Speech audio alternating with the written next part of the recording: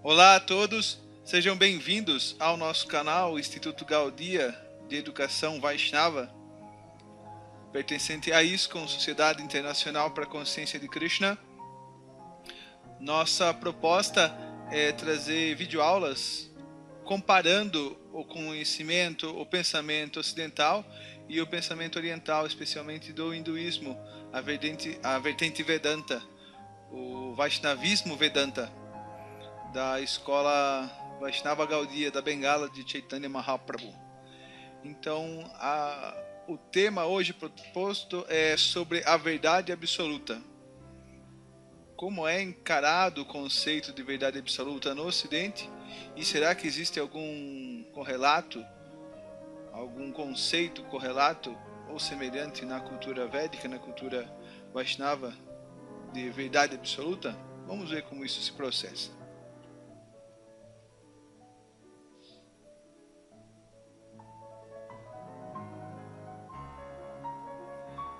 O título dessa videoaula é O Conceito de Verdade Absoluta de acordo com o Srimad Bhagavatam. Então nós vamos estar analisando o conceito de verdade absoluta em alguns filósofos do pensamento ocidental, especialmente os gregos, alguns filósofos medievais e franceses, né? Uma pincelada sobre esse conceito na história do pensamento ocidental. E vamos ver o conceito de verdade absoluta de acordo com o Srimad Bhagavatam ou Bhagavad Purana. Por que o Srimad Bhagavatam? Porque o Srimad Bhagavatam, o Bhagavad Purana, ele é a conclusão, ele é o Siddhanta de todo o conhecimento védico. A filosofia nos Vedas, baseada em lógica, discriminação racional, ela é concentrada nos Shrutis, especialmente nas Upanishads, que são as 108 dissertações que vem falar sobre filosofia, sobre o Brahman, sobre a verdade absoluta, sobre a fonte de tudo, e sobre Atma, sobre o ser em si. Então, nessa porção, os Upanishads é discorrido sobre a verdade absoluta, sobre o Brahman. O Vedanta Sutra, do próprio autor, Srila Vyasadeva, Krishnadvaipana Vyasadeva, ele contém um resumo, uma síntese dessas 108 Upanishads, e o Srimad Bhagavatam, o Bhagavad Purana, um dos 18 Puranas, né, um Mahapurana, um grande Purana, ele também é do mesmo autor, Srila Vyasadeva, e o Srimad Bhagavatam é considerado como o Siddhanta, ele é a conclusão dos Vedas e ele é o comentário natural ao Vedanta Sutra. Apesar sendo um Smriti, assim como Madhvacharya explica, como os próprios Puranas explicam, o Smriti é o quinto Veda. Existem 4 Vedas principais: Sama, o Rig, o Atharva e a Ayurveda. As Upanishads e o Vedanta Sutra fazem parte desses Vedas principais, mas existem os Smritis, aquilo que foi lembrado, que são as histórias, que assim como na República de Platão, o 7º livro, ele vem trazer a alegoria da caverna. E essa alegoria da caverna é exatamente para explicar o quê? Para explicar o conceito de bem em si. O filho do sol, o bem em si, que é o conceito de verdade absoluta na República Platônica. Só que como é um conceito hermético, denso, fechado, baseado em lógica, em razão, filosofia, Platão vem trazer o 7º livro, a alegoria da caverna, para poder explicar, para poder diluir, para poder facilitar o acesso a esse conceito truncado. Então, quando você tem um conceito hermético truncado, você explica ele através de uma história, através de um exemplo, através de uma analogia, para facilitar para a audiência, para o seu interlocutor. Então, os Vedas, os Puranas, os Itihasas, eles são histórias mais antigas, as histórias mais antigas do universo todo. E no Srimad Bhagavatam vem a conclusão de toda a literatura védica. Isso é explicado por Srila Jiva Goswami, por Sri Chaitanya Mahaprabhu, por toda a tradição Gaudiya Vaishnava. E o Srimad Bhagavatam é considerado também a sequência natural da Bhagavad Gita. Aonde a Bhagavad Gita termina, abandone tudo, sarva dharma parityaja, maekam sharanam vraja, aham tvam sarva papebhyo mokshasham imashuchaha. Então esse é o verso 66 do último capítulo, 18º capítulo da Bhagavad Gita.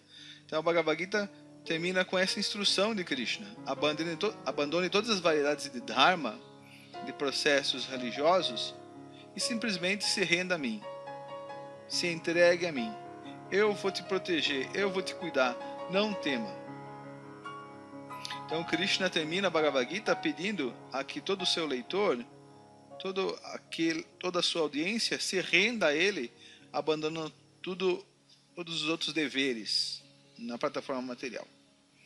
Mas tudo bem, aonde está o sedimento? Aonde que eu encontro a matéria-prima para eu me absorver em Krishna? Então Krishna vai ser falado nesse Purana, o Srimad Bhagavatam. O Srimad Bhagavatam é um Purana que vem falar sobre Krishna. É um Purana de Krishna. Etechan sakala punsa Krishna stu bhagavan swayam. Então o Srimad Bhagavatam vai colocar Krishna como a principal de todas as divindades. Vai colocar Krishna como a suprema personalidade de Deus. Então é esse Srimad Bhagavatam que é o Purana, que é a literatura principal de todos os Vedas, e que todos os outros textos védicos devem ser interpretados. Ou seja, é o texto que vai dar a corrente, a propriedade hermenêutica para poder se interpretar todo o restante da literatura védica, tá bom? Então vamos tentar ver o conceito de verdade absoluta por esse texto mais elevado dentro dos Vedas, dentro do hinduísmo, que vem trazer o monoteísmo puro através do Vaishnavismo, tá bom? Vamos então lá seguir o barco. Aqui uma ilustração de uma principal narração do Srimad Bhagavatam há cerca de 5.000 anos atrás, logo no final de Dvapara Yuga, a entrada de Kali Yuga. Aqui nós vemos Shukadeva Goswami, que é o filho liberado do Srila Vyasadeva, narrando o Srimad Bhagavatam para Maharaj Parikshit.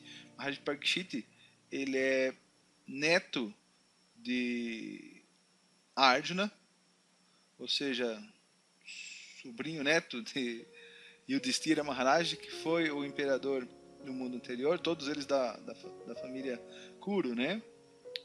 Parikshit Maharaj é descendente dos Pandavas. Então ele é amaldiçoado por um menino Brahmana, Shringi, e ele tem como maldição ser picado por uma serpente alada em 7 dias, Takshaka. E ele já era muito elevado, ele já era um devoto puro de Deus, é uma pessoa completamente pura e liberada. Então ele queria saber o que ele devia fazer para sair do corpo em grande nível, né, para que sua consciência se absorvesse totalmente na transcendência dos pés lótus do Senhor Krishna.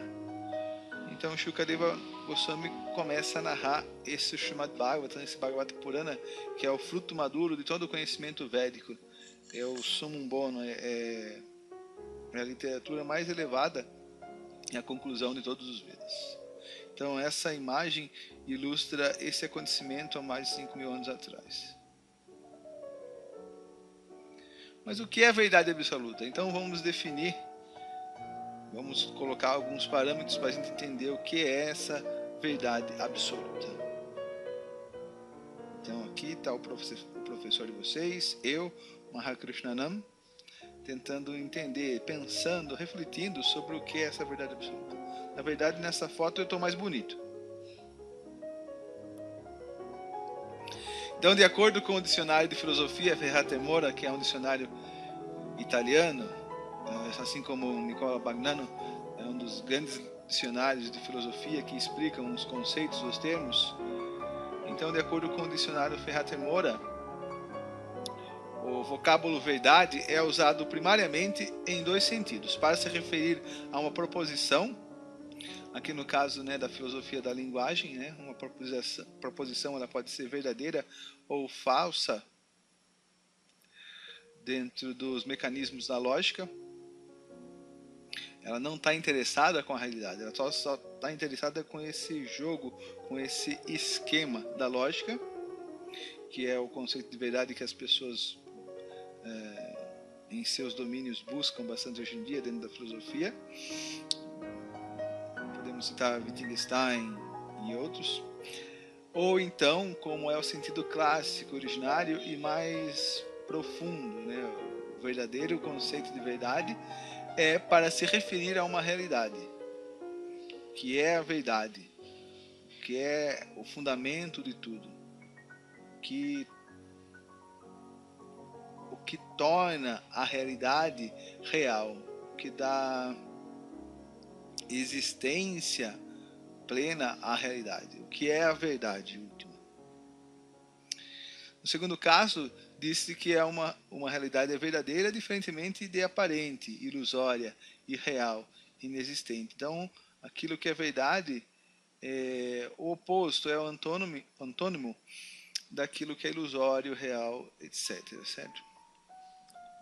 Como as coisas são realmente. Como é que as coisas são, como as coisas se dão. Isso é a verdade. Então, Platão escreve através de Sócrates, vocês sabem, né? Sócrates não escreveu nada, ele teve suas memórias, os seus discursos, a sua personalidade exposta por Platão e por um outro general, que agora eu me esqueci o nome, mas são os dois grandes biógrafos do Sócrates.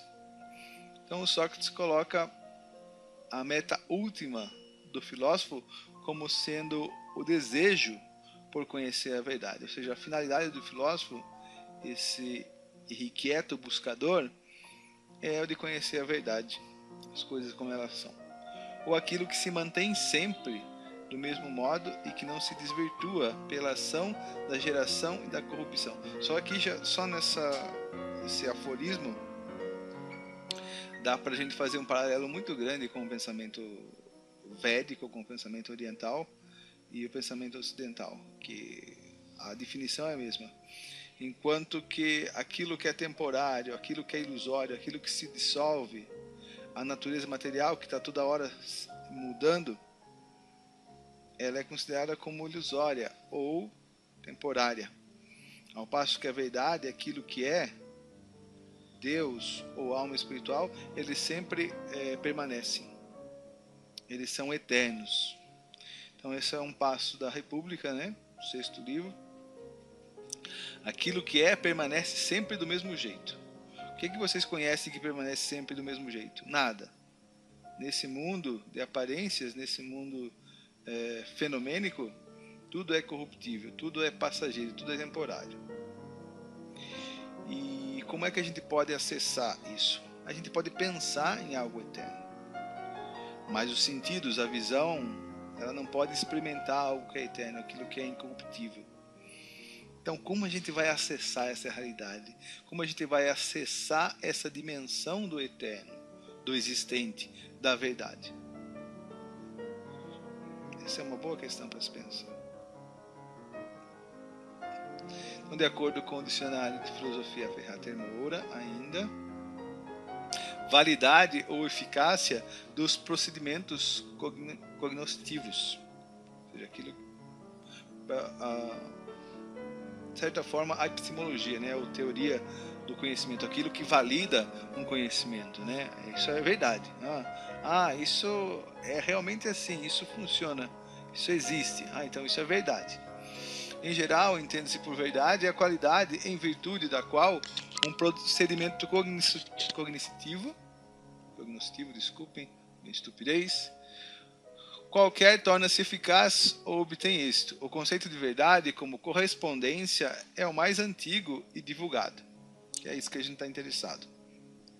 Pressuposto por muitas das escolas pré-socráticas, o primeiro a formulá-lo explicitamente foi Platão, na definição do discurso verdadeiro feito em Crátilo, no diálogo Crátilo, né? Verdadeiro é o discurso que diz as coisas como são. Falso é aquele que as diz como não são. que é a passagem do Crátilo e também do Filebo. Por sua vez, Aristóteles dizia: negar aquilo que é e afirmar aquilo que não é falso. Bem que isso acontece muito hoje em dia. Enquanto afirmar o que é e negar o que não é a verdade. As pessoas hoje não gostam muito disso. Então essa passagem é da Metafísica, né, do livro aristotélico. Aqui está a passagem, ok? Então isso foi tirado da página 995 do dicionário do Sr. Moura, da equipe dele, né? E no hinduísmo, ou nos Vedas, existe algum conceito correlato ou semelhante ao de verdade absoluta, como existe no pensamento ocidental? Então, nossa amiga aí está pensando sobre isso. Então, vamos ajudá-la a pensar, refletir e ver se a gente consegue alguma resposta para ela. Que também não é muito interessante encontrar respostas, especialmente categóricas nos dias de hoje. As pessoas não gostam muito disso. Sim! Então, é possível. O conceito mais elevado e completo de verdade na vertente oriental dos Vedas é o de Satya, né? Então, a palavra Satya, ela quer dizer eternidade. Então, Satya significa aquilo que é veraz, veracidade. Uma pessoa que diz a verdade, Satya. Então, Satya é sinônimo, é a palavra correspondente em sânscrito para a verdade. Existem outros conceitos, né? Como a palavra Tattva, que é mais relacionada à categoria ontológica do ser. Mas a verdade simples, né? A parede é branca, isso é verdade, Satya. Então a verdade Satya, nos textos védicos, é o aspecto monoteísta de Bhagavan. Porém, esse conceito de Satya, verdade, a gente vai estar trabalhando aqui como verdade absoluta, né? Mesmo tanto quanto a verdade mais direta, quanto a verdade de categoria ontológica, substância. Então é o aspecto monoteísta de Bhagavan. Bhagavan é a expressão que é utilizada para se referir à verdade absoluta como uma pessoa ou Deus. Ok? O que é Vyasadeva? Vyasadeva é o autor, o compilador dos Vedas, da verdade védica. A verdade já existia, era passada pelos Brahmanas via oral, de mestre para discípulo. Vyasadeva, a única coisa que ele faz é compilar e distribuir para diferentes ramos e famílias esses versos, esse conhecimento védico, que é o que nos chega até hoje sobre a forma dos textos védicos, né, os Puranas, Bhagavad Gita, Upanishads, os Vedangas, Aranyakas, etc. O que Vyasadeva propõe em sua obra, aqui no caso o Srimad Bhagavatam ou Bhagavata Purana, é expandir o conceito de verdade ou verdade última e transcendente. Satyan Param. Param quer dizer transcendental, aquilo que vai além, assim como a palavra no grego meta. Descrito de maneira geral e hermética no Vedanta Sutra. Então, o Vedanta Sutra ele é o principal livro de filosofia de acordo com os Vedas. O principal livro de filosofia dos Vedas. Aqui vem a palavra Vedanta. Então o verso 1, 2 é o verso de Amadhyasya, eu vou mostrar para vocês mais adiante. Identificando como sendo Krishna, essa verdade absoluta é o Senhor Krishna, o filho de Vasudeva. Vasudeva aqui é o príncipe da dinastia Bhoja, filho de Ugrasena. Vale a ressalva que Krishna não é um deus de uma cultura em particular ou de um dado momento histórico. Ele é o summum bonum, a causa de todas as causas sem causalidade extrínseca. Enquanto no Vedanta Sutra tal verdade está sendo descrita de maneira racional, no Bhagavatam ela é descrita acrescida da experiência madura e direta dos sábios, Gyanina Tattva Darshanaha. Ou seja, essa experiência madura e direta que os sábios têm com a verdade absoluta face a face, ela é descrita nos Vedas. Por isso os Vedas são considerados como Shabda Pramana. Não é um mero método de evidenciar um conhecimento, não é um mero princípio epistemológico humano, ou seja, que trabalha com as ferramentas humanas da razão e dos sentidos. Na verdade, Shabda ele transcende as limitações humanas e relata, ou é o relato desses sábios que estão vendo a verdade absoluta face a face. Então, a chave da Pramana seria o método epistemológico dos Vedas, seriam os textos velhos. A grande questão é que aqui está dizendo que Shri Krishna é a suprema personalidade de Deus, ou é Deus. Então você pode perguntar, para a gente tentar refletir sobre isso, quem é Deus? Quando você pergunta no Ocidente, quem é Deus? Quem é a verdade absoluta? Então não tem muita informação sobre isso, não tem informação profunda, clara, vasta sobre isso. Quem é Deus? Então as pessoas imaginam sobre Deus, as pessoas buscam sobre Deus, mas existe uma carência coerente, uma carência de uma descrição plena, vasta, profícua sobre quem é Deus. Isso não acontece na literatura védica. Na literatura védica, principalmente na porção Bhakti, Bhagavad Gita, Srimad Bhagavatam e outros Puranas, a suprema personalidade de Deus é descrita de maneira muito vívida, com muitos detalhes, sendo o Senhor Shri Krishna ou o Senhor Vishnu. Então existe um diálogo e uma continuidade entre o comentário natural ao Vedanta Sutra, que é o Srimad Bhagavatam, e a filosofia Vedanta. Ou seja, aonde termina a filosofia Vedanta, a porção Jnana, então começa a porção de Bhakti, ou seja, o Srimad Bhagavatam. Onde termina também o Vedanta Sutra, tem início a porção de Bhakti através do Srimad Bhagavatam sendo seu maior arauto. Então o Vedanta Sutra fala o quê? Janmadi Asayataha. O Brahman é aquilo do qual tudo emana. Então essa palavra Brahman, ela vem da raiz Bri, que significa da onde tudo brota, da onde tudo emana, da onde tudo vem. Assim como a gente pode ver a terra. Da terra nascem as flores, a relva, as florestas, certo? Tudo está nascendo, tudo está ebulindo, tudo está irrompendo da terra. Então a terra, ela é fonte de nascimento para todas essas criaturas, para todos esses seres vivos. Então a terra, nesse sentido, ela é Bri, o fundamento, aonde tudo emana. Então essa palavra Janmadi, Jama em sânscrito quer dizer nascimento. E essa palavra Adi, ela pode ser traduzida como etc. Então Janmadi significa aquilo da onde tudo nasce, cresce, subsiste, morre, a fonte de tudo. Janmadi, nascimento, etc. A fonte de tudo isso. Isso é o Brahman. Isso é a verdade absoluta, de acordo com os textos védicos. Lembrando que esse Brahman, ele não é material. Ele é totalmente transcendental ou espiritual. Então vamos ver a conexão de Janmadi, Asayataha. Vamos ver agora, analisar o verso do Srimad Bhagavatam, do Bhagavata Purana, que vem falar sobre essa verdade absoluta.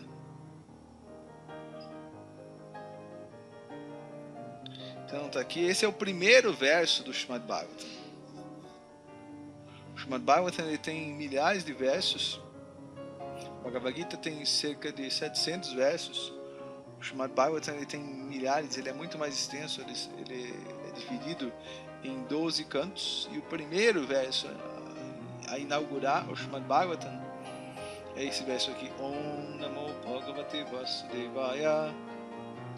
Então aqui a gente vê um sutra, e daí desse sutra, né, dessa semente, desse bidya, vai se desenrolar, vai crescer, vai se desenvolver todo o verso, né? Olha só que interessante. Qual que era o verso do Vedanta Sutra? Janmadi Asyataha. Aqui, no Srimad Bhagavatam, você pode ver a mesma linha. Janmadi e Asyayato. É a mesma coisa. Então a gente vê que existe uma conexão clara, vívida, real entre o Vedanta Sutra e o Srimad Bhagavatam. Não é algo forçado. O autor está fazendo isso propositalmente, para demonstrar sua continuidade, sua expansão. A conclusão, o comentário natural vai ser feito agora ao Vedanta Sutra, ou seja, o Vedanta Sutra agora vai ser explicado. Então vamos cantar o verso em sânscrito.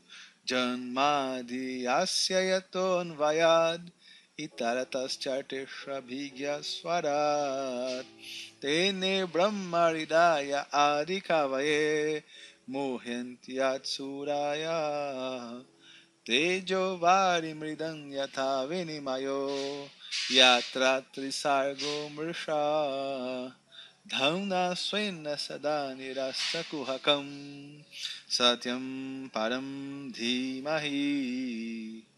E aí, gostaram do conceito de verdade absoluta de acordo com o Srimad Bhagavatam? O que vocês acharam? Ah, não entenderam. Ah, tá bom. Então vamos dar uma tradução aqui para ajudar a gente. Então, a tradução do verso do sânscrito para o português, ela ficou assim, de acordo com a C. Bhaktivedanta Swami Srila Prabhupada, que é o tradutor e comentarista do Srimad Bhagavatam para os países ocidentais. Na tradução: ó meu Senhor Shri Krishna, filho de Vasudeva, ó onipenetrante personalidade de Deus, ofereço-vos minhas respeitosas reverências. Medito no Senhor Shri Krishna, porque Ele é a verdade absoluta e a causa primordial de todas as causas da criação, sustentação e destruição dos universos manifestados. Ele é direta e indiretamente consciente de todas as manifestações e é independente, porque não há outra causa além dele. Foi ele apenas quem primeiramente transmitiu o conhecimento védico ao coração de Brahmadi, o ser vivo original. Mesmo grandes sábios e semideuses são por ele colocados em ilusão, assim como uma pessoa é confundida pelas representações ilusórias da água vista no fogo ou da terra vista na água. Por sua causa apenas, os universos materiais, temporariamente manifestados através das reações dos três modos da natureza, parecem reais, embora sejam irreais. Portanto, medito nele, Senhor Shri Krishna, que é eternamente existente na morada transcendental, a qual é sempre livre das representações ilusórias do mundo material. Eu medito nele, pois ele é a verdade absoluta. Satyam Param Dhimahi. Então, para facilitar o entendimento nosso, vamos fazer uma pequena análise etimológica das palavras, não buscando a sua história, mas como elas se formam, né? As partes, as diferentes partes que se conectam para formar as palavras desse belíssimo verso do Srimad Bhagavatam. Então a primeira parte, né, o pequeno sutra lá, a semente do verso. Om Namo Bhagavate Vasudevaya. Reverências a Bhagavan, Deus, que é ao mesmo tempo o filho de Vasudeva, uma pessoa, e aquela divindade que penetra por toda parte, Vasudeva. Então essa palavra Bhagavan, ela é muito precisa. Então, o que quer dizer Deus? A gente entende que é a pessoa suprema, que é o Criador do céu e da terra, o Todo-Poderoso. Mas, além disso, que mais informação carrega a palavra Deus? Já a palavra Bhagavan, ela se divide em duas partes. Bhag, vem da palavra Bhaga, que significa todas as opulências, desculpem, e Van significa aquele que possui, ou seja, Bhagavan é aquele que é possuidor de todas as opulências. Então a gente já tem uma definição, uma conceitualização do que é Deus com essa palavra Bhagavan. Primeiro, que ela tem uma alusão pessoal, não é uma energia, não é uma luz, não é algo amorfo, não, ele tem uma forma eidos, ele tem uma forma rupa, e essa forma ela é semelhante à forma humana, apesar de Krishna não ser humano. Então Bhagavan é aquele que possui todas as opulências. Por exemplo, Deus é possuidor de toda a riqueza, afinal todos os universos pertencem a Ele, ele é a personalidade mais famosa de toda a existência, né? Todas as grandes personalidades conhecem, buscam ou já ouviram falar sobre Deus, sobre Krishna. Então, ele é dotado de toda a riqueza, toda a fama, toda a força. Ninguém é mais forte, ninguém é mais poderoso, ninguém é mais influente do que a suprema personalidade de Deus. Ninguém é mais sábio, ninguém é tem mais conhecimento, ninguém é onisciente como a suprema personalidade de Deus. Ninguém é mais belo do que Deus. Krishna, Vishnu, ele é a fonte de toda a beleza, toda a experiência estética, toda a harmonia, toda a simetria, toda a perfeição, o belo em si, tem como fonte a suprema personalidade de Deus. E apesar dele possuir todas essas 5 qualidades,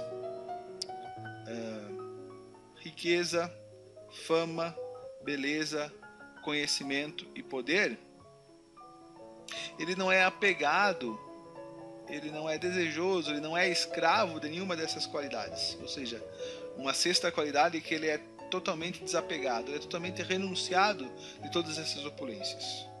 Então ele possui essas 6 opulências de maneira ilimitada. E o que caracteriza essas opulências? Que elas são muito atrativas. Todo mundo se atrai por essas qualidades, certo? Alguém que é muito rico, quando alguém vê essa pessoa chegando em sua limusine, em seu BMW importado, em sua Ferrari, todo mundo olha e fala: ah, aquele é ciclano, aquele é fulano, desculpem. Devido ao quê? Devido à opulência, devido à riqueza que essa pessoa tenha. Ou uma pessoa muito bonita. Se você está num restaurante e entra aquela personalidade, aquele ator de cinema belíssimo, o que acontece? Todo mundo olha, todo mundo quer admirar, todo mundo se atrai por aquela beleza. Ou alguém que é muito forte, consegue fazer proezas que ninguém outro consegue, uma força hercúlea.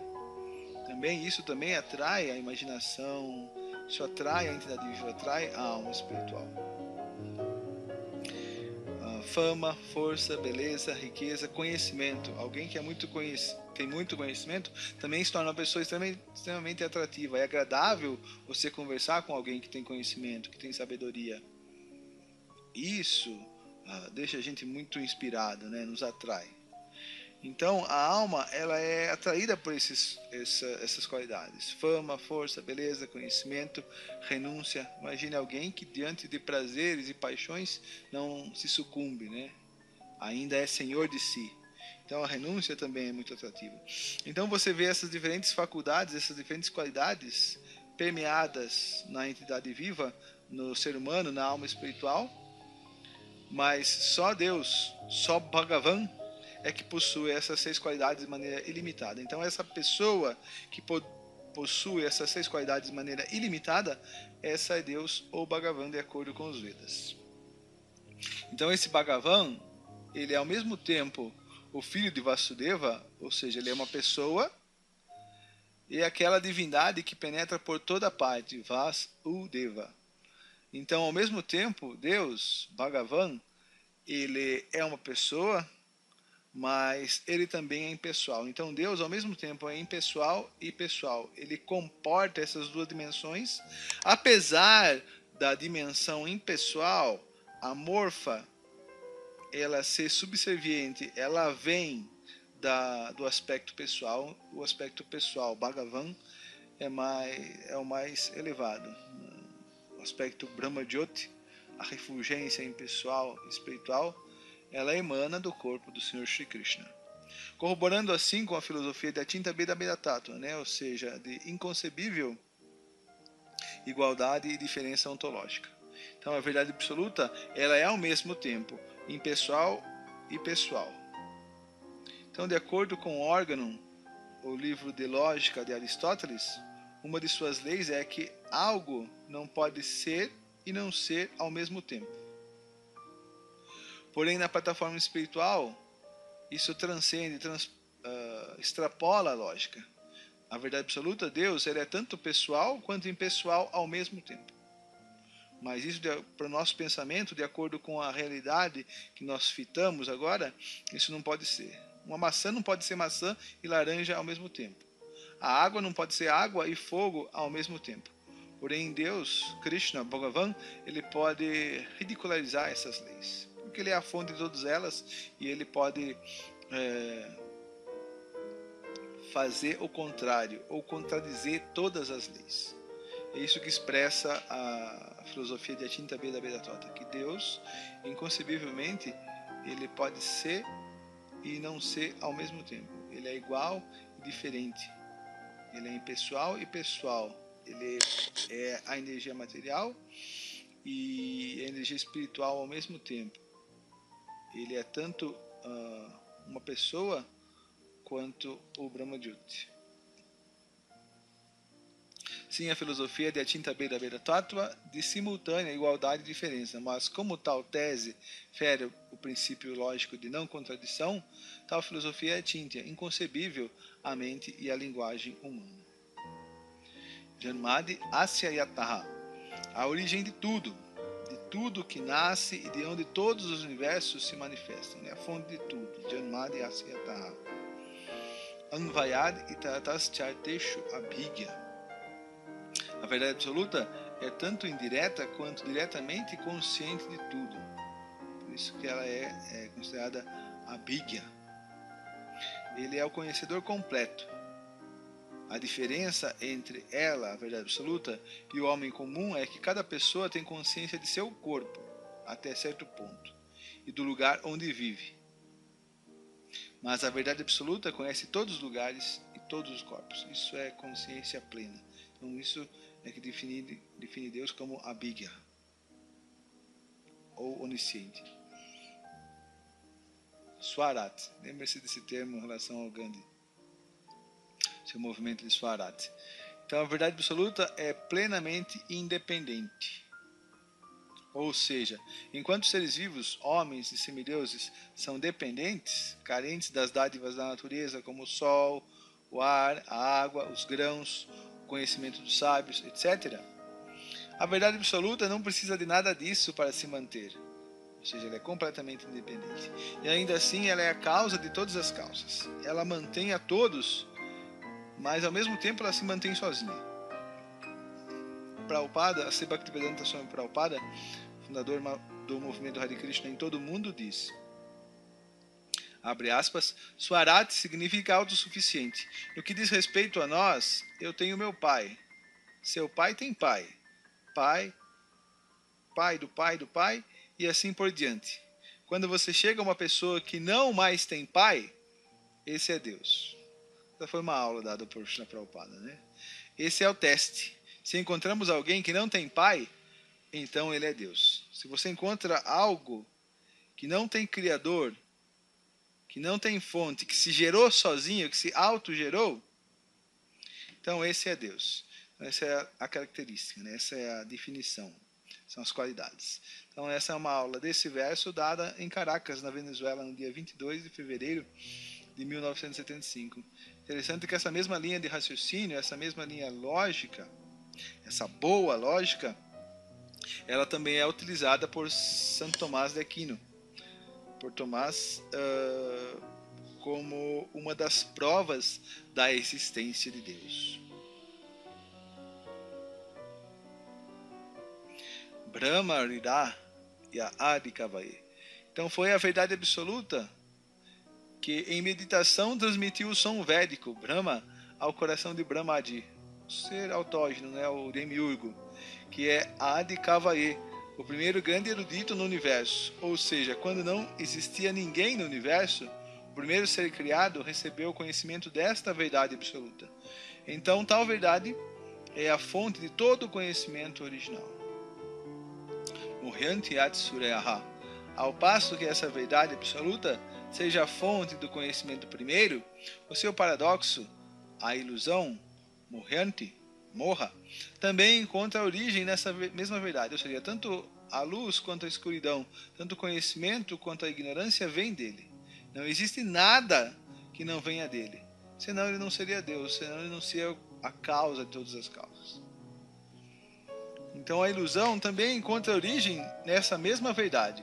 Dessa forma, grandes sábios e semideuses são postos em ilusão por ele apenas. Então, Maya, a energia que faz nos esquecer de nossa identidade eterna como almas espirituais, da nossa relação eterna e inseparável com Deus, essa energia Maya, Mahamaya, ela nos colapsa, ela nos dá essa amnésia, pois ela é a fonte das dualidades, conhecimento e ilusão. Ou seja, tanto o saber quanto o esquecer vem da Suprema Personalidade de Deus. O bem e o mal, a ignorância e o conhecimento vêm dele. Tejuvari mridam yata vinimayo yatra trisargo mrisha. Então essa linha do verso tem conexão com a primeira parte, de Mari Asyataha. Os três modos da natureza, bondade, paixão e ignorância, Sattva, Rajas e Tamas, são a principal instrumentação geradora da confusão das entidades vivas. No mundo espiritual só existe a influência do modo da bondade, Sattva, porém puro, Vishuddha Sattva ou Vasudeva Sattva. No mundo material, o que caracteriza o mundo material, a Prakriti, a nossa realidade atual, é a presença desses modos inferiores, como paixão e ignorância, a qual imprime uma aparente substancialidade na sombra, o mundo material, através das três fases contidas no tempo, passado, presente e futuro. Então, os três modos da natureza material, os gunas, as cordas, as correntes que agarram a entidade viva, a alma, nesse mundo, que nos prendem, elas agem em concordância, elas agem em parceria com o tempo, Kala, o tempo eterno. Então, o tempo não é apenas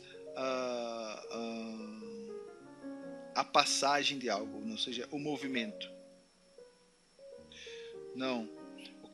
O que caracteriza o movimento no mundo são os três modos da natureza material. Então, é do modo da paixão que vem a criação.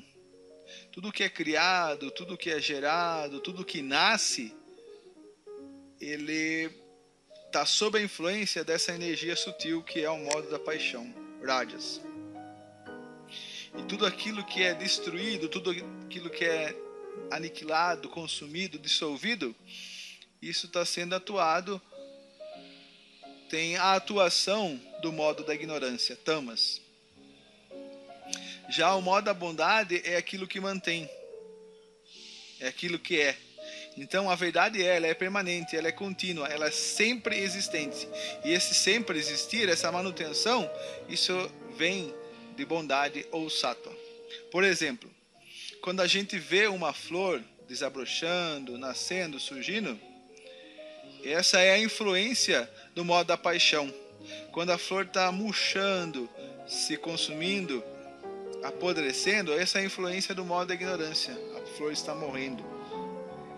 Mas quando a flor está totalmente desabrochada, exalando o seu perfume, linda, bela, ali é a influência do modo da bondade. Ou seja, a flor é naquele momento.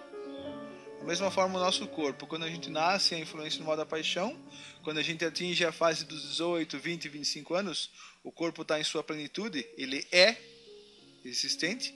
Porém, a partir dos 35, 40 anos, o corpo começa a entrar em decadência, essa influência no modo da ignorância.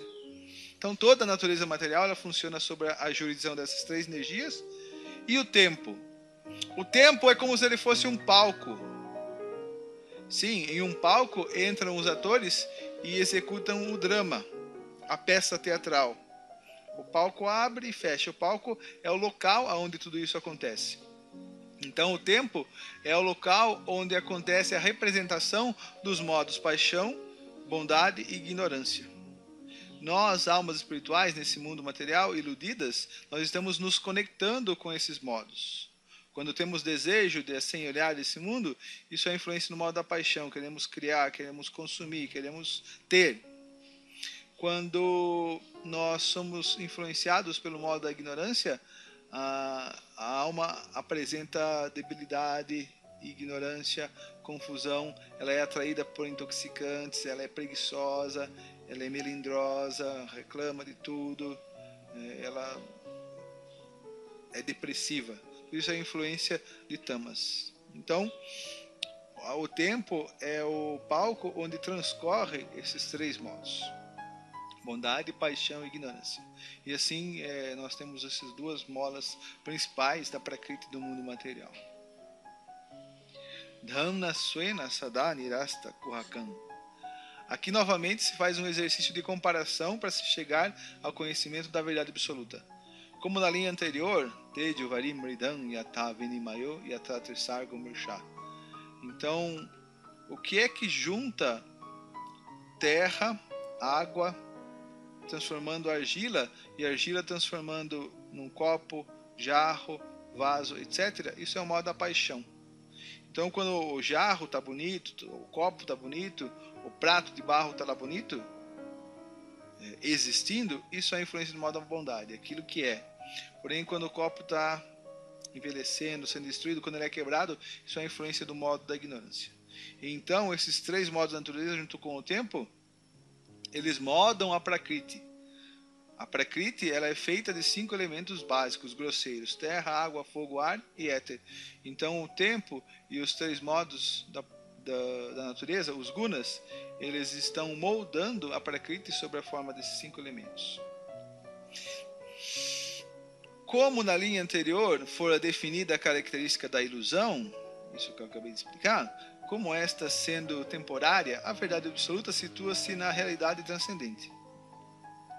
Então, apesar da ignorância da matéria vir dessa suprema personalidade de Deus, vir dessa verdade absoluta, mas existe uma realidade que é igual a ele.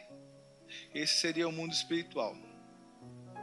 A verdade absoluta situa-se na realidade transcendente, a qual é eterna, que é, né? A realidade que é, não uma realidade temporária, que hoje você tem, amanhã não tem, corruptível, passageira. Enquanto o temporário é ausente de tal propriedade. Apesar dessa verdade ser a fonte de onde emana a ilusão, esta não se encontra em sua morada. Então a ilusão, o temporário, só existe aqui. A influência de rajas e tamas só existe nessa realidade. Na realidade real, verdadeira, não existe a influência desses dois gunas. E a influência do tempo, porque lá ninguém envelhece, ninguém morre. Tudo é permanente. Então a influência do mundo espiritual é a influência de Vasudeva Sattva, ou o modo da bondade puro. Então vamos à última linha, Satyan Parandimahi. Nesta última linha, concluindo o verso, Vyasadeva é categórico e imperativo. Deve-se meditar nessa verdade absoluta, Krishna, Deus, que é a substância primeira, a pessoa primeira e a verdade transcendental, Satyan Paran, pela qual todas as outras verdades relativas são sustentadas. Ou seja, hoje o preço do tomate é R$8, amanhã é R$4 e no mês que vem pode ser R$12. Então, temporariamente são verdades, mas Deus é a verdade que sustenta todas essas outras verdades relativas ou temporárias. Então, nessa expressão, Satyan Paran, aqui define a verdade absoluta, né? Transcendental, aquilo que é, e define o processo de religião, o processo de yoga, ou seja, o que é religião? Religião significa meditar, focar a sua mente permanentemente nessa verdade absoluta. Então, quando você fixa a sua mente nesse Satyan Paran, nesse Deus, nesse Krishna, nesse Vishnu, nessa verdade absoluta, o que acontece? Você adquire a mesma categoria, você adquire as mesmas propriedades que ele. Deus é transcendental e eterno, então nós resgatamos a nossa verdadeira original, eterna e transcendental performance ou essência, ok? Referências de acordo com os Shastras, com os textos védicos, com as escrituras sagradas, que apoiam a transcendência e imanência do Senhor Krishna. Então, Sarva Karanam, esse é um verso do Brahma Samhita, Ishvara Parama Krishna. Ishvara Parama Krishna Satit Ananda Vigraha. Desculpem, Anadir Govinda Sarva Karanam. Última linha. Sarva, todas, Karana, causas, causalidade. Ou seja, Krishna é a causa de todas as causas. Então ele é a fonte de tudo. Ele é o criador de todos os criadores. Então isso é corroborado no Brahma Samhita, verso 1 do capítulo 5, é o único capítulo que tem disponível. Na Bhagavad Gita é falado, Aham, eu, em primeira pessoa, Aham Sarvasya Prabhavo, Mata Sarvam Pravartate. Krishna é a fonte de todas as causas de geração, ele é a causa de todos os mundos materiais e espirituais. Eu, Sarvasya, todos, Prabhava, tudo aquilo que vem a ser, todas as naturezas, tudo aquilo que é material e espiritual. Chamado Asyataha. Então o Vedanta Sutra, né, o Brahman, é a fonte original de onde tudo emana. A gente já trabalhou com isso já desde o começo dessa videoaula. Então agora vamos para algumas definições sobre a verdade absoluta ao longo da história no Ocidente. Então esse eu acho que é um dos diferenciais. Eu não estou apenas expondo uma cultura, uma visão, um pensamento. Então, para você adquirir conhecimento, um aspecto muito sadio para você constatar, para você relatar, para você verificar, para você estabelecer conhecimento, uma das características saudáveis para isso é fazer uma comparação. Por exemplo, eu tenho carros. Como eu posso fazer para entender, para saber que um carro é melhor que o outro? Então eu vou comparar. Eu comparo um Uno, um Fiat Uno, com uma BMW 328. E aí eu comparo, né, os bancos, os amortecedores, o chassi, o motor, o acabamento. E aí eu vou entender qual carro é melhor que o outro. Então, para a gente estabelecer conhecimento, é necessário fazer comparação. Então a gente vai estar aqui comparando o pensamento Bhagavat, do Srimad Bhagavatam, do Bhagavad Purana, o conceito de verdade entre essa vertente e a vertente do pensamento ocidental, ok? Vamos lá fazer esse exercício. Então, de acordo com Platão, tal verdade absoluta seria aquilo, abre aspas, que comunica a verdade aos objetos de conhecimento e a faculdade de conhecer ao que conhece. Ou seja, é o princípio ativo que ativa isso tudo, né? Desejaria que chamasses ideia do bem, ou o bem em si, né? Platão vai explicar que nós podemos pensar num cavalo, e esse cavalo sempre permanece o mesmo em nosso pensamento, mas no mundo material não. O cavalo às vezes é manco, envelhece, morre. Então, esse cavalo que a gente encontra na natureza material, que é percebido pelos sentidos, ele é um exemplo, ele é um facsímile desse cavalo original que a gente consegue pensar. Mas esse cavalo original estaria no hiperurano, no além dos céus, ou no mundo espiritual, em Vaikunta, de acordo com o pensamento védico. Então a gente pode ver exemplos das coisas no mundo, né? Mas qual seria o original? Então Platão ele elenca como o maior de todos os valores, o maior de todos os aretes, de todas as virtudes, o bem. Então ele está falando sobre o bem em si, o bem original. Esse bem original, do qual todas as outras qualidades participam, tudo o mais participa, essa ideia do bem, esse seria o conceito de Deus platônico, a qual deves conceber não só como objeto de conhecimento, mas outros sim como causa de ciência e da verdade, causa de todas as causas. Destarte, por muito belos que sejam o conhecimento e a verdade, são coisas belas, né? Julgarás com acerto se considerares essa ideia como uma coisa distinta e mais bela que ambos. E assim como no exemplo anterior se podia afirmar que a luz e a visão se assemelham ao sol, que dependem do sol, né? A luz e a visão. A visão só ocorre se existe luz, correto? Num quarto escuro, numa caverna, que não tenha nada de luz, a visão não funciona. Então, a luz e a visão são interdependentes, e o Sol seria a maior de todas as luzes, né? Mas não são o Sol. Também lembra-se que o Sol é o exemplo, né? O que seria a maneira que ele vai usar para explicar,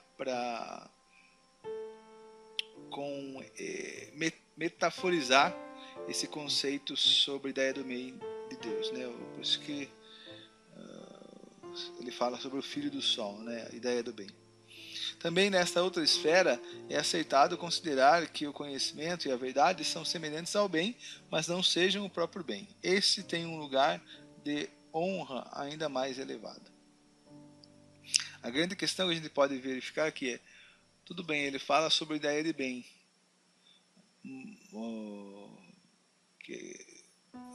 na qual todos os outros bens participam. Mas qual é a forma? Eu posso pensar nessa ideia de bem, mas como ela é? Guardem essa reflexão.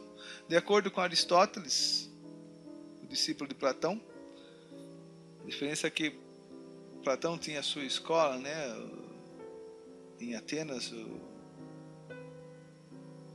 sob a forma da academia, e Aristóteles tinha o liceu, mas ambos também têm algumas divergências, né? Platão é um pensador que aponta muito para o transcendente, o ser está além. Já Aristóteles foi um pensador muito mais imanente, ou seja, o ser está aqui, dentro da própria natureza, né? Aristóteles foi um pesquisador fantástico, o método sistemático que ele inventou de catalogar, ele é o pesquisador em si, um dos grandes pesquisadores da história do pensamento humano no Ocidente, mas ele tinha um viés muito mais pragmático, muito mais voltado para o material, enquanto em Platão você tem um viés mais sólido para se chegar em Deus, ao transcendente. Porém, Aristóteles também discorreu sobre a alma, né, ânima, e sobre a metafísica, né, a alma e Deus. Vamos então ver a ideia de Aristóteles sobre Deus ou sobre a verdade absoluta. Ele fala, né, que essa verdade absoluta seria o primeiro motor imóvel, algo imaterial e eterno, responsável pelo movimento de todos os astros e estrelas e mesmo dos nossos corpos, ou seja, tudo é movido, né? A força que eu tenho no meu corpo, ela é produzida pelos alimentos. Os alimentos dão energia ao meu corpo. E o que produziu, o que deu força, o que fez os alimentos crescerem? Então, se você for nessa linha de raciocínio, você vai chegar até o primeiro motor imóvel. Tudo é movido, porém, ele nada move. Ou seja, ele é causa de todas as causas, mas não tem causa extrínseca. O mesmo conceito do Brahma Samhita, o mesmo conceito do Bhagavatam. Operando como causa final pela atração do amor, apesar de em tal amor não haver reciprocação. O que é necessário para ver amor? Como é concebido no cristianismo por Jesus Cristo? O intercâmbio, certo? Eu cuido, eu protejo, eu sirvo você e você cuida, protege a mim. Aí existe um intercâmbio de sentimentos, um querendo o bem do outro, né? Um querendo o melhor para o outro. Isso é amor.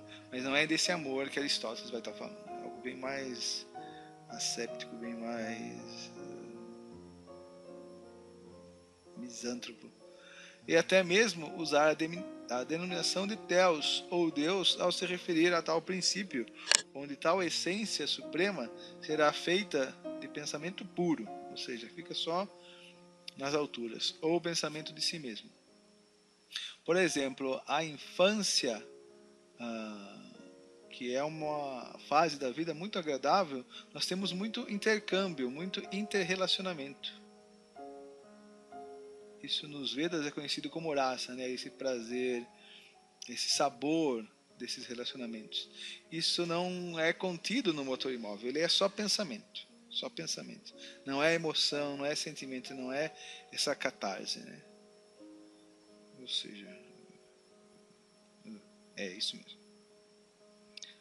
Então, outro pensador, então a gente estava em pensadores clássicos, né, na antiguidade grega, cerca de 2.500 anos atrás. Então vamos a um pensador medieval, só que ele já não é só pensador, ele é pensador e místico, pessoa santa, religiosa, alguém que seguiu os preceitos de um princípio religioso, né, de desenvolver devoção a Deus, de poder encontrar Deus, ascetismo e religiosidade. Então, Aurélio Agostinho de Hipona, conhecido como Santo Agostinho de Hipona, ele nasceu no dia 13 de novembro de 354 depois de Cristo e abandonou o corpo em 28 de agosto de 430. Foi escritor, teólogo, filósofo, padre latino e doutor da Igreja Católica. Então, aqui o pensamento, a filosofia, ela é subserviente, né? Ela está sob o jugo da revelação bíblica e de Jesus Cristo. Na minha perspectiva, isso não é algo inferior, né? Não é que a filosofia sofre uma derrocada. Quando o pensamento filosófico, especialmente o pensamento platônico, o pensamento aristotélico, né? No caso aqui, Santo Agostinho, ele tem mais uma predileção por Platão. Já Santo Tomás tem um diálogo, um buscar material, um buscar ferramentas em Aristóteles. Mas o pensamento filosófico, toda a grandeza dele exposta em Platão e Aristóteles, eles ficam um pouco limitados pela revelação bíblica. Na verdade, o que vai fazer um enxerto, aquilo que vai dar pujança, aquilo que vai dar robustez à revelação bíblica, o que vai dar pano para a filosofia, por exemplo, feita por Paulo de Tarso e outros, é o pensamento filosófico de Platão e Aristóteles, a necessidade de pensamento lógico, sistemático. Apesar do que podemos entender como cristianismo, a revelação de Jesus Cristo, né, por exemplo, sobre a forma do Sermão da Montanha, ali nós temos um cristianismo puro, mas houve a necessidade da Bíblia se revestir, se tornar robusta, e ela pegou ela foi pegar esses elementos na filosofia, no pensamento platônico, na filosofia grega clássica, né? Mas o ponto que eu quero ressaltar é que Santo Agostinho, ele era um místico, ou seja, ele tinha uma ferramenta para experimentar a verdade absoluta. Então, em certo grau, ele pôde experimentar a verdade absoluta. Não ficou apenas no plano teórico e racional, certo? Perguntas e respostas. Ele fez uma experiência, e daí essa experiência ele revela aqui nesse poema. Então, essa é um dos grandes saltos, né, do pensamento ocidental na Idade Média, né? Teve muitos problemas, teve muitas dificuldades. Essa é uma coisa que eu queria ressaltar, né? Que o pensamento filosófico, apesar de ele ter ficado em segundo plano, abafado, mas ele foi premiado pela experiência mística, que é muito mais eficiente para se chegar à verdade absoluta, para se chegar a Deus. Apesar que o pensamento racional filosófico, de maneira alguma, possa ser abandonado, ele tem que ser acompanhado, né? Fé e filosofia formam uma religião sólida, né? Tarde te amei, beleza tão antiga e tão nova, tarde te amei. Tu estavas dentro de mim e eu te buscavas fora de mim. Como um animal, lançava-me sobre as coisas belas que tu criaste. Tu estavas comigo, mas eu não estava contigo. Mantinha-me atado longe de ti. Essas coisas que, se não fossem sustentadas por ti, deixariam de ser. Chamaste-me, ditavas-me, rompeste minha surdez. Brilhaste e resplandeceste dentro de mim e expulsaste dos meus olhos a cegueira. Exaltaste o teu espírito e aspirei o teu perfume e desejei-te. Saboreei-te. e agora tenho fome e sede de ti. Vejam a realização, né? Tocaste-me e abracei-me na tua paz. Então essa é a vertente medieval, né? Como o pensamento racional, a filosofia, ela estava permeada pela revelação, pela fé cristã. Já na modernidade, né, que rejeita a revelação, rejeita o conhecimento bíblico e tem uma postura muito mais antropocêntrica, né, o homem. Então há um bebê nas fontes clássicas grego, romanas, e especialmente na matemática, geometria, a física newtoniana, Copérnico.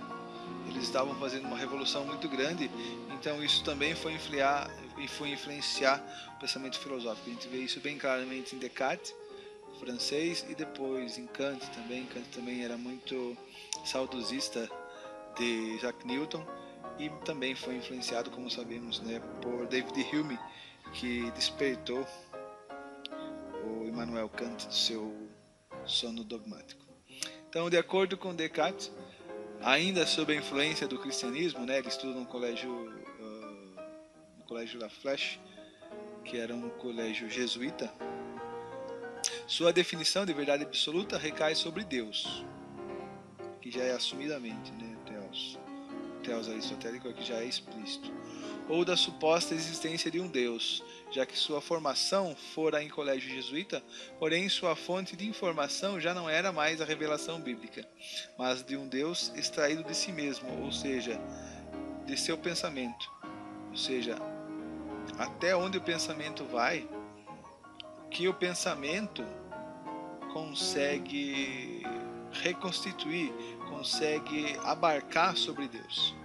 Então aqui tem citação do Descartes, né, do livro Meditações Metafísicas, a quinta meditação, abre aspas: pelo nome de Deus entendo uma substância infinita, eterna, imutável, independente, onisciente, onipotente, e pela qual eu próprio e todas as coisas que são, se é verdade que há coisas que existem, foram criados e produzidos. Então a gente vê que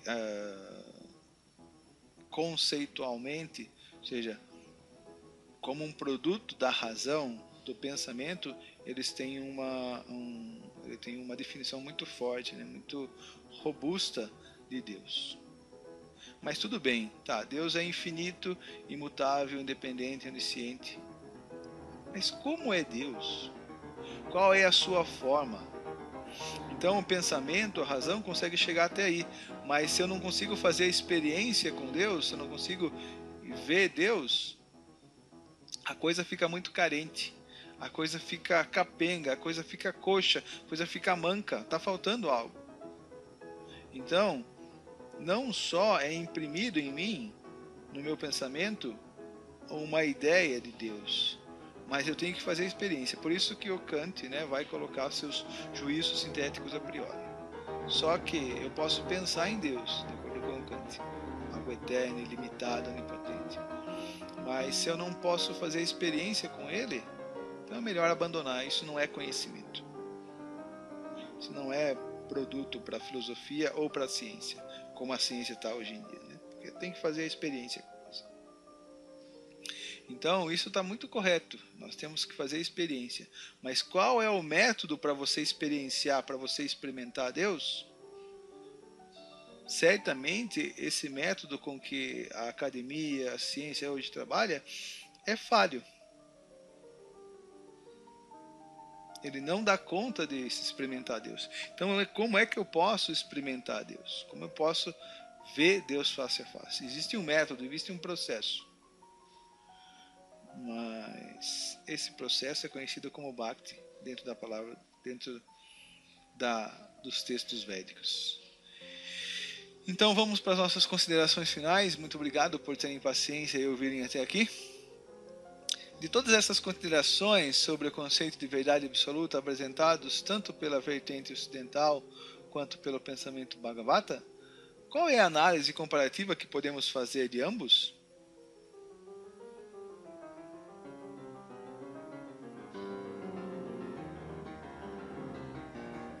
Enquanto o conhecimento ocidental, atrelado aos limites da razão e dos sentidos, consegue apresentar uma definição dos atributos apenas da verdade absoluta, o Bhagavatam apresenta uma definição muito mais ampla e completa, não só dos atributos dessa verdade absoluta, mas de seu nome, fama, forma, atividades e qualidades desse ser.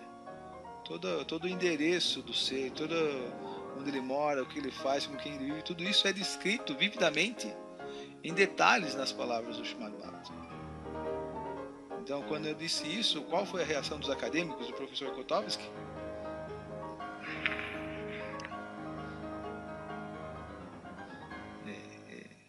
Muita gente não gostou.